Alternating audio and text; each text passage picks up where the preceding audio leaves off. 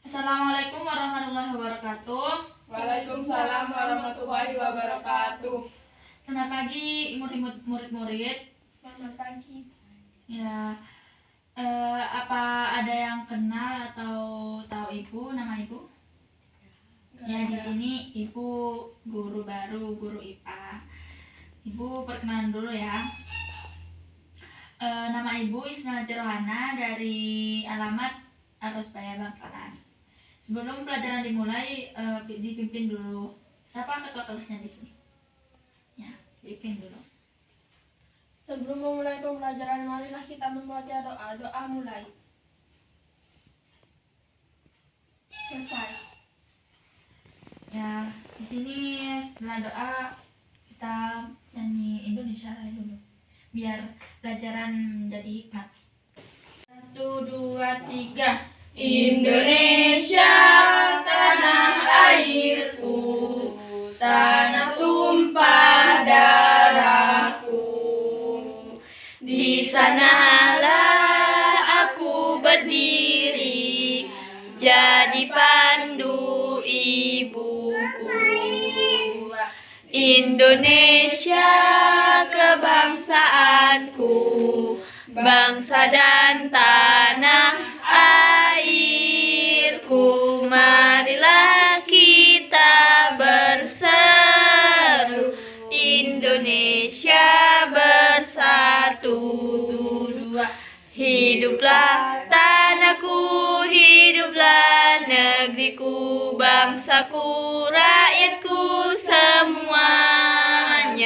Bangunlah jiwanya, bangunlah badannya untuk Indonesia Raya.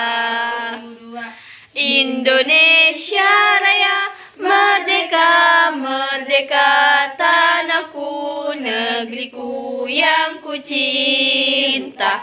Indonesia Raya, merdeka, merdeka, hiduplah Indonesia Raya. Indonesia Raya, merdeka, merdeka, tanahku, negeriku yang ku cinta. Indonesia Raya, merdeka, merdeka, hiduplah Indonesia Raya. Kembali duduk.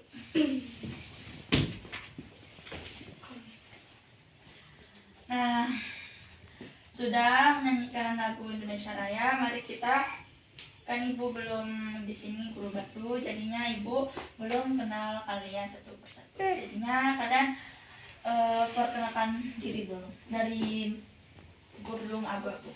Perkenalkan, nama saya Nabila Aulia Putri dari Karangpau. Perkenalkan, nama saya Fitri Nurrahmania dari Tambegan. Perkenalkan, nama saya Dewi dari Bataraum. Ya. Nah, di sini ibu kan guru IPA. Sekarang materinya yaitu metabolisme. Apa di sini anak-anak ada yang tahu, apa pernah dengar tentang metabolisme? Pernah? Apa itu metabolisme? Gak tahu. Katanya pernah.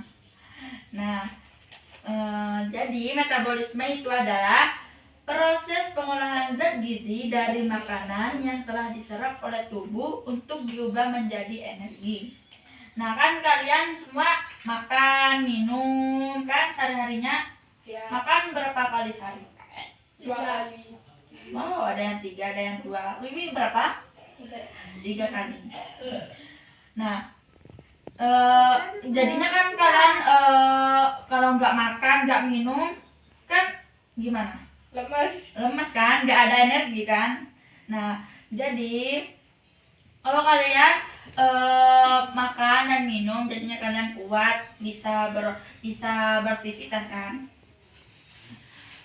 Ini apa yang dinamakan energi? Energi digunakan dalam segala fungsi tubuh, dari bernafas, berpikir, bertumbuh hingga tiap gerakan Anda saat melakukan aktivitas sehari-hari. Kaitan metabolisme dan energi, satu hal yang amat erat kaitannya dengan metabolisme yakni kalori. Tanpa beraktivitas pun, tubuh Anda sebenarnya sudah membakar kalori atau energi untuk bertahan hidup. Jadinya kalian tanpa beraktivitas, tanpa gerak, tidur terus, tubuh Anda itu sudah membakar kalori sebenarnya. Tapi nih di sini nih, metabolisme dengan pencernaan. Metabolisme bagi dari proses pencernaan, tetapi keduanya berbeda. Pencernaan terjadi dalam berbagai sel tubuh yang dikendalikan oleh protein khusus. Jika diurutkan, makanan yang Anda konsumsi akan dicerna menjadi zat gizi di dalam mulut. Kan mulut kan, kalian makan mulut. Terus kemana? Kerongkongan, Ya, kerongkongan. Terus lambung, ya, terus usus halus, terus usus besar, terus anus. Jenis metabolisme energi. Jenis metabolisme merupakan proses dasar yang dialami setiap makhluk hidup. Bahkan hewan dan tumbuhan juga mengalami proses yang sama agar bisa berfungsi normal. Jika pada manusia proses ini bekerja dalam dua cara, yaitu ada katabolisme dan anabolisme. Apa sih katabolisme? Ada yang tahu? Ada. Nih, satu katabolisme. Katabolisme yaitu proses pemecahan zat-zat gizi menjadi energi. Contohnya itu karbohidrat dari nasi yang Anda makan akan dipecah menjadi glukosa. Lalu dibawa oleh darah dan diedarkan ke setiap sel tubuh. Lalu begitu berada dalam sel, glukosa akan diuraikan kembali dalam serangkaian reaksi kimia sehingga menghasilkan energi. Yang kedua yaitu anabolisme. Proses pembentukan molekul baru untuk menjalankan fungsi tubuh. Proses ini terjadi ketika tubuh memperbaiki jaringan yang rusak, menghasilkan hormon, dan sebagainya. Anabolisme akan menghabiskan energi. Energi yang digunakan tubuh dalam melakukan anabolisme berasal dari katabolisme. Berbagai zat di dalam sel akan dikumpulkan, kemudian dibentuk menjadi suatu zat baru yang bisa digunakan untuk tubuh untuk menjalankan fungsinya. Nah, semakin banyak dan beraktivitas fisik Anda, semakin besar energi yang dihabiskan. Jadinya kan kalian kalau olahraga, aktivitas sehari-hari padat, kalian akan merasakan apa? Capek kan? Nah, di sini kan semakin banyak dan beraktivitas fisik Anda, semakin besar energi yang dihabiskan, semakin habis energi kalian. Sementara jika Anda jarang berolahraga, energi berlebih akan menumpuk dalam bentuk timbunan lemak. Jadi kalau kalian gak malas olahraga, gak gerak, maka kalian itu akan jadi lemak. Tuh, menumpuk dalam bentuk timbunan lemak, akan menjadi lemak, akan berat-badannya akan naik. Itu yang kedua, faktor yang mempengaruhi laju metabolisme. Ini ada 4, yaitu ukuran dan komposisi tubuh. Yang kedua, jenis kelamin. Lalu 3, usia. 4, kondisi medis tertentu. Yang ke-1, ukuran dan komposisi tubuh. Laju metabolisme orang yang berotot atau bertubuh besar lebih cepat karena mereka membutuhkan banyak energi. Nah,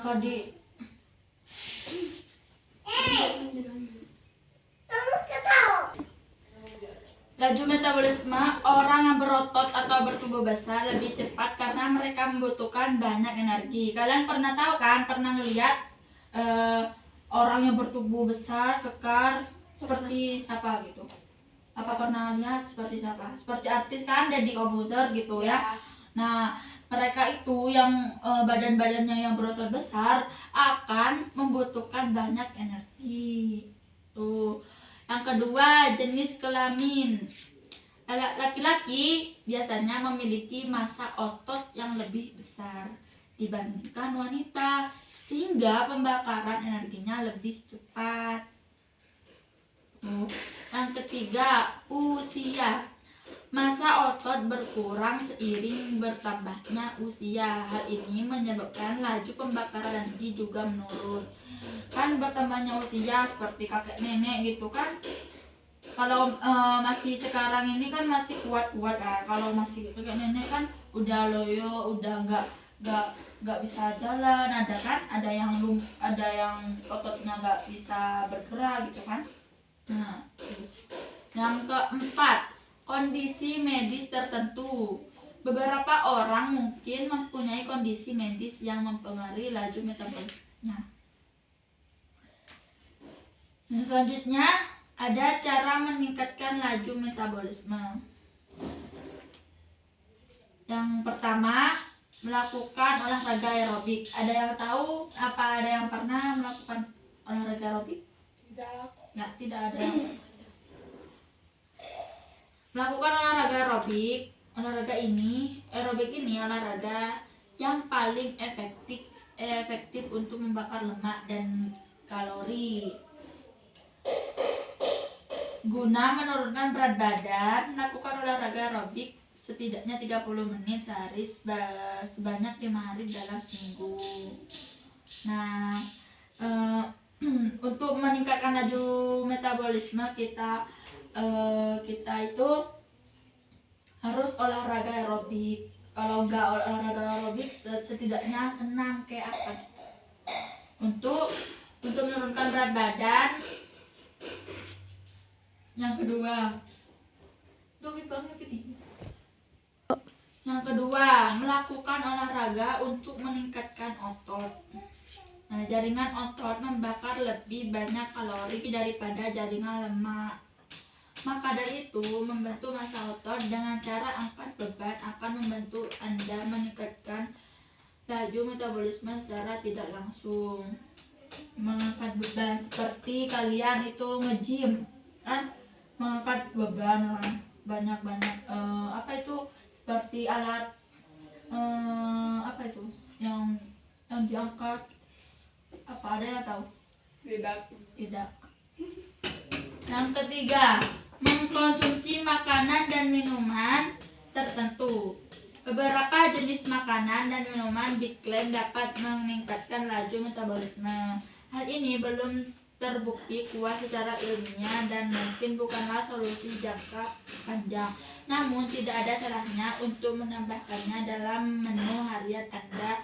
Makanan dan minuman tersebut meliputi makanan tinggi protein seperti ayam, itu kan protein, ayam, telur, kacang-kacangan, makanan pedas dan berempah, teh hijau, teh dolong, kopi hitam, serta minuman berenergi. Selanjutnya ada gangguan metabolisme. Orang mungkin memiliki kondisi medis tertentu yang dapat menyebabkan gangguan metabolisme. Gangguan metabolisme merujuk pada segala penyakit atau kondisi yang disebabkan oleh reaksi kimia abnormal pada sel-sel tubuh. Penyebabnya bisa jadi jumlah enzim atau hormon metabolisme yang tak normal atau perubahan pada fungsi keduanya. Saat reaksi kimiawi tubuh terhambat atau rusak serta kekurangan atau penumpukan zat beracun dapat terjadi dan menyebabkan gejala serius. Pertama, kelainan metabolisme bawaan terjadi sejak bayi dilahirkan. Kondisi ini cukup langka dengan jumlah kasus 1 dari 800 kelahiran. Bayi yang lahir dengan kelainan ini mungkin menunjukkan gejala seperti masalah hormon, penyakit jantung, dan lain-lain. 2. Penyakit tiroid. Ada yang tahu penyakit tiroid? Enggak ada. Nah, penyakit tiroid ini yaitu kelenjar kecil berbentuk kupu-kupu yang terletak pada leher. Fungsinya untuk memproduksi hormon tiroksin sebagai pengatur proses metabolisme serta menjaga fungsi berbagai organ vital tubuh, terutama jantung, otak, otot, dan kulit. Yang ketiga, diabetes. Nah, di sini kan lumrah kan diabetes. Ada yang tahu kan diabetes? Apa itu? Kelebihan gula. Ya, atau disebut kencing manis kan. Kencing manis. Nah, diabetes ini disebabkan oleh adanya gangguan pada metabolisme tubuh, tepatnya dalam menghasilkan hormon insulin. Hal ini akan mengakibatkan tubuh kekurangan insulin sehingga kadar gula darah menjadi tinggi. Kalau kekurangan insulin, maka kadar gulanya akan menjadi tinggi. Nah, di sini ibu akan memberikan video kepada kalian, sama kalian nanti diperhatikan dan disimak. Nah, nanti setelah disimak, ibu akan memberikan pertanyaan satu persatu dari kalian. Sama ibu sudah dikirim di grup ya, di grup kelas. Silakan ditengok juga, terus sambil lihat ke sini juga. Silakan.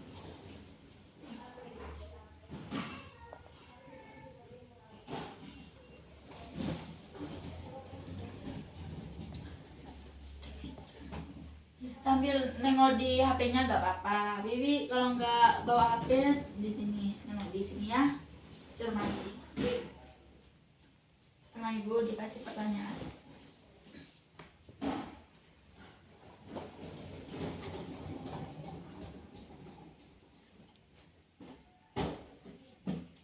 Ibu keluar dulu ya, masih mau disimak.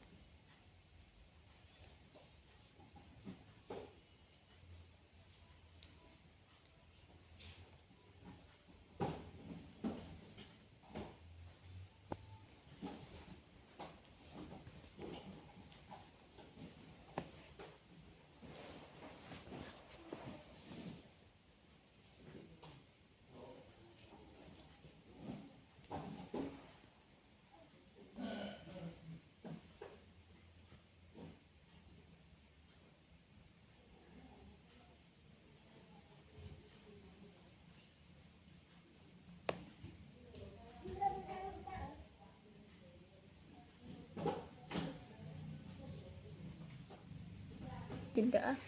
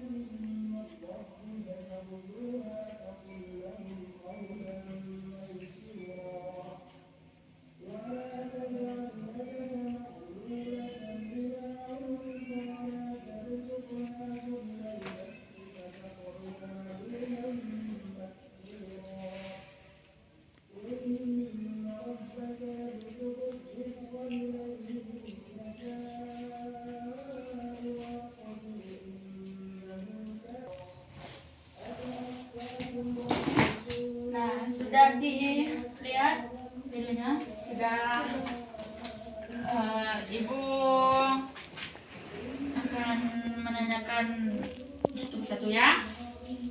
Harus tahu lah. Dimulai dari Wiwi. Wiwi, apa faktor yang mempengaruhi laju metabolisme itu apa? Apa saja? Ya, apa saja?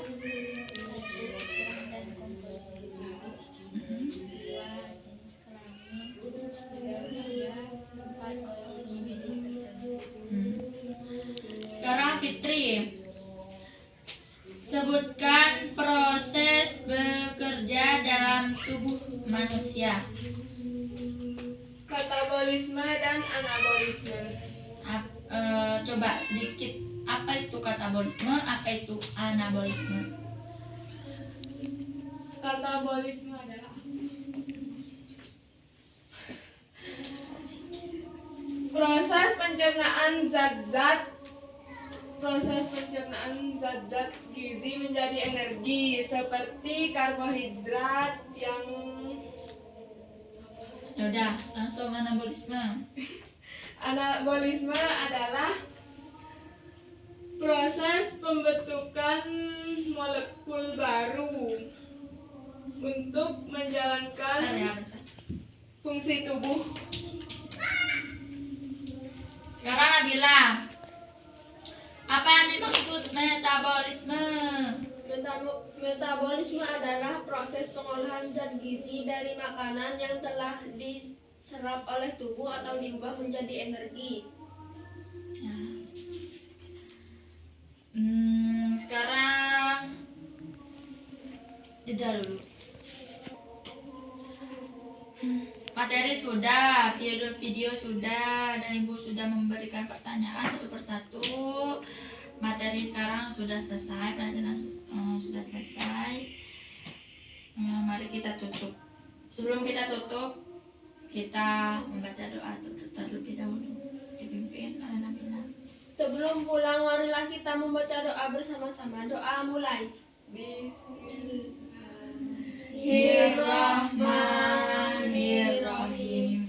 Wal asri innal insana lafi husri illal ladina amanu wa amilus solihati wa tawassau bil haqqi wa tawassau bis sabr.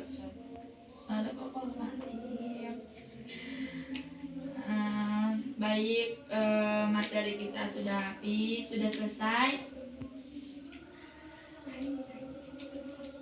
Nyanyi dulu. Ya terserah nyanyi apa yo sebelum ditutup, sebelum pulang. 17 Agustus. Pada apa semua?